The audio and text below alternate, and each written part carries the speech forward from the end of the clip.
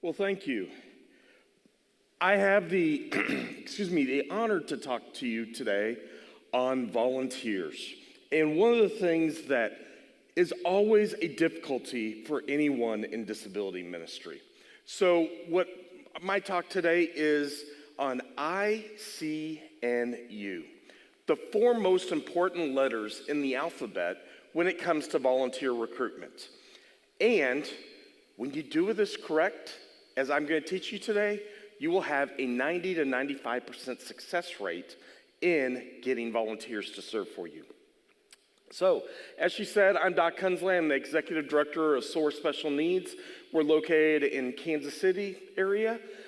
SOAR stands for Special Opportunities, Abilities, and Relationships.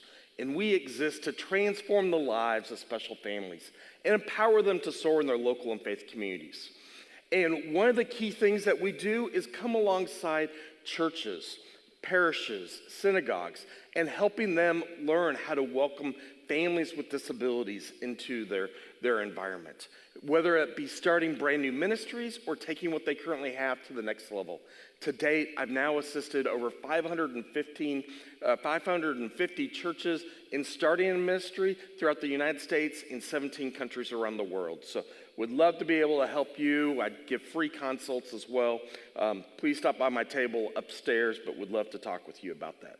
So let's get into volunteering. This is one of my favorite quotes from Martin Luther King Jr. And he said, "Everybody can be great because anybody can serve. You don't have to have a college degree to serve. You don't have to make your subject and your verb agree to serve. You don't have to know the second theory of thermodynamics and physics to serve. You only need a heart full of grace, a soul generated by love." Let me sum that up. The only thing you need to have, the only requirement to serve in a disability ministry is a simple question that I ask. Can you be a friend? And if you can be a friend, you're able to serve in a ministry. So now let's go to the next great philosopher that we know out there, and that's the wonderful philosopher Elf. And he says, don't tell me what you can't do, tell me what you can do. And so one of the key things that we all want to know how to do is how to recruit volunteers. But what do? I've been a children's pastor, I've been a disability pastor, and every time, just about, and I've worked with hundreds of churches now, every church I work with has an 80-20 rule. 80% of the work is done by 20% of the people in the church. Well, and we keep going after that same 20% of people to volunteer. And we always say there are no volunteers. Well, we've got to learn how to get that 80%. Because guess what? That 80%, they come every Sunday, they sit in the chairs, and they're nothing more than glorified knickknacks, collecting dust every Sunday morning, and then going back home. And we've got to find a way to get them out of the chairs and into your ministry. And so here's how we do it. Four most important letters in the alphabet. I-C-N-U. I-C-N-U. Now your job as a ministry leader every Sunday morning, it's making sure ministry's going on, kids are where they're to be, have the volunteers you need, no fires going, but it's also observing. You observe everyone around you, see what's going on with them. And you observe for characteristics of people that would make good volunteers in your ministry. And here's how you use this. You observe someone and then you walk up to them.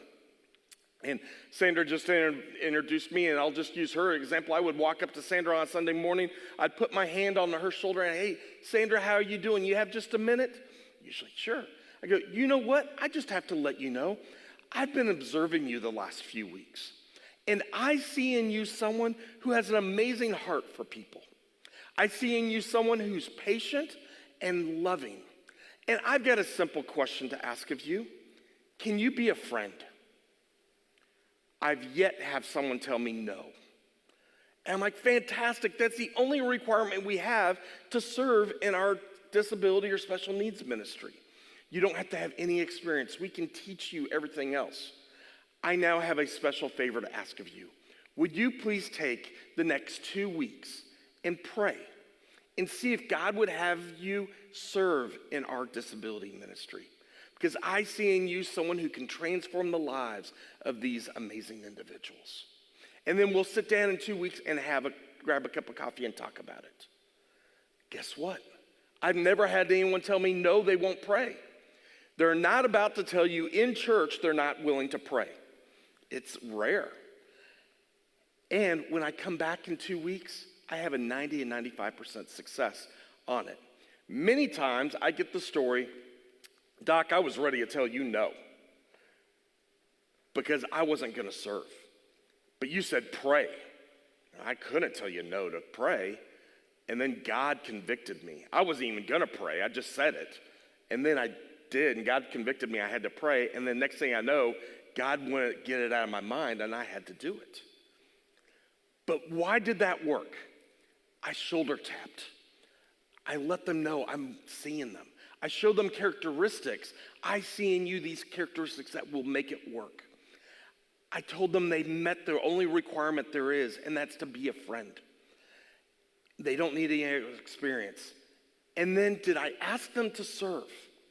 No. I let God do my heavy lifting for me. And God convicts them, then I come back, and then I get them with that. So you focus on their skills, their gift sets, and how they're already equipped when you're doing that. So let's take it a next step further. How else can we be recruiting our volunteers? Well, it comes down to 3 big things: our vision, our passion, and our action. We need to share stories and vision about how this ministry will impact families and the volunteers. And then they will want to join you. Make it personal. We need to shoulder tap because bulletins don't work, and most of the time announcements from the pulpit don't work. Have to make it story-based. And we have to cast vision, and that's crucial. We need to let your volunteers know why that ministry exists. It has to be a quick pitch. And so, for instance, SOAR exists to transform the lives of special families and empower them to soar in their local and faith communities. And by providing buddies for individuals with special needs, we can better help them engage with the lessons and come to know Jesus. Well, in 20 seconds, I just let them know our vision. I help them know what's going on, and I remind them that every Sunday before they go in to serve. Because when they're hit or they're bit and become part of the bike club, they remember why they're really there. They're there to help them, our individuals, learn about Jesus. At the same time, when you're sharing these opportunities, be passionate. Passion sells. You can't be Eeyore. Oh, come serve in our ministry. It's wonderful. I think you'd be good. You'll be blessed. No, come serve. It's going to be awesome. We need people like you. At the same time, we want to empower our volunteers and help them imagine what it's like, but it has to be story-based and not needs-based recruitment. In fact, we need to completely remove the term fill holes. Remove that from your vocabulary because people don't want to fill holes. They want to be able to be making a difference. And so we got to remove that mindset completely. At the same time, we need to build a leadership team to help us with that. But then the key with everything is pray. Pray, pray, pray. I ask my entire team to set an alarm on the clock every day at 5:10. And it goes off, and we pray. Why 5:10? Don't know. I picked a time that most people aren't doing anything. But guess what? We pray in unison. We pray for our ministry. We pray for our families. We pray for our volunteers, and we pray for donors. And before we were doing that, we had some average growth. But once we came together in unison, our growth skyrocketed. Because that is music to God's ear, and He will bless that. And it's amazing. So allow that to happen. But don't forget to recruit your youth ministry. That is some of the best opportunities you have. Give them community service hours. Partner with local universities as well. But then you also want to give visibility to your ministry. This is Trevor. He would pass out bulletins. 75% of our congregation would go in on his side of the church just to say hi to him, and then walk to the opposite side of the church to sit. That brought awareness and visibility to our ministry.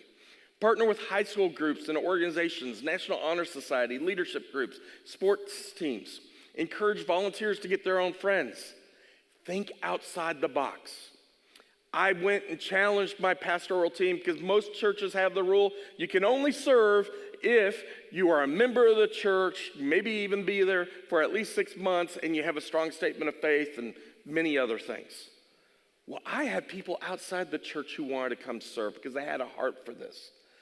But they weren't believers, and they've never been at a church before. Guess what?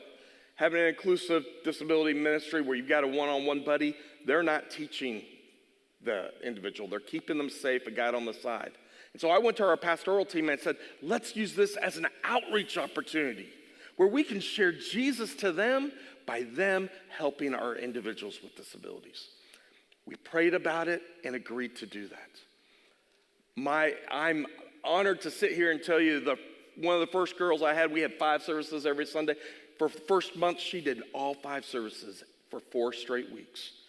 At the end of 1 month, she came to me and said, Doc, what's this Jesus thing all about? And I got to lead her to Christ. 2 months later, she comes back with her mom and dad and an 18-year-old brother. And dad says, what the beep have you done to my daughter? She's not the same. She's no longer angry. She's no longer bitter. She actually is loving. I want what she has. I got to lead all 3 of them to Christ. In fact, over the next 5 years as a pastor, my disability pastor there in my role, I was able to lead over 150 volunteers to Christ doing that. We became as an outreach, bringing in volunteers who would never, ever step foot in a church, but they have a heart for these individuals. So think outside the box. Next, make sure you're hitting your students. That's the secret sauce for your success. Many times we overlook them, but they want to make a difference. Many of them grow up in inclusive environments, and we need to tap into them. Challenge the students to step up and give them expectations, and they will do it.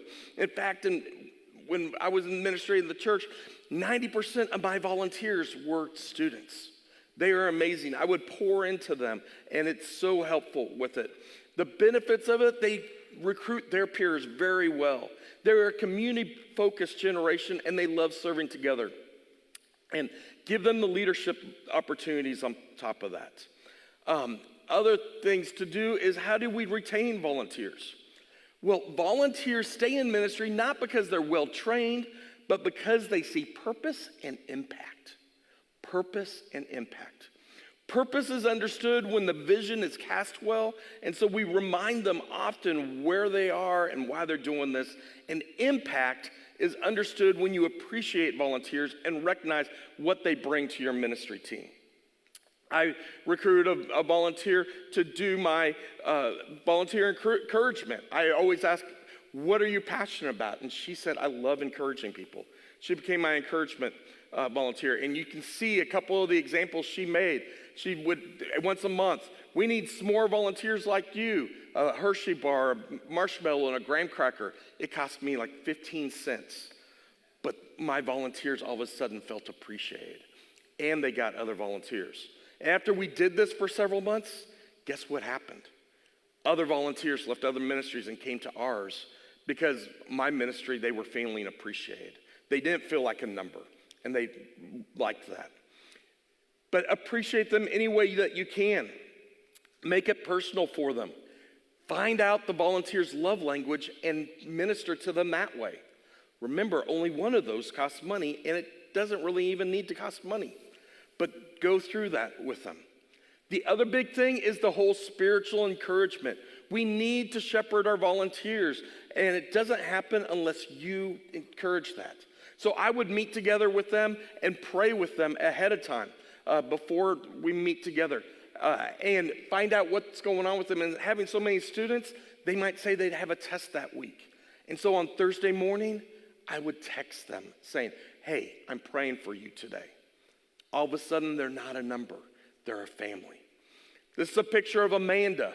She went on a mission trip. She was an apprentice of mine. I brought in 2 students from 6th grade to 12th grade where I poured in leadership to them on a monthly basis and then helped them become leaders with me. She did all 6 years with me, and by the time she was a senior, she ran my ministry on Sundays. She went and did a special needs mission trip in Brazil with a group we helped. And I would text her every day that I'm praying for her, and she'd send me pictures seeing that. The other things that we need to remember is that, we just cannot treat them as a number. Become a family and love on them. Match skills, match passions together. And, it also includes if a volunteer has to cancel, thank them. Thank them for canceling and letting you know. Don't ever put a pity party on them or anything with that. And lastly, here's all my contact information. You can scan that, email me. I'm happy to email you my handout for this. Also, I'm happy to give you a free consult to see how we can take your ministry to the next level or how we can start a disability in your church. But ICNU, 4 most important letters you can ever use. Observe people, tap on the shoulder, and let God do your heavy lifting, and he will transform your ministry. Come, soar with us. Thank you.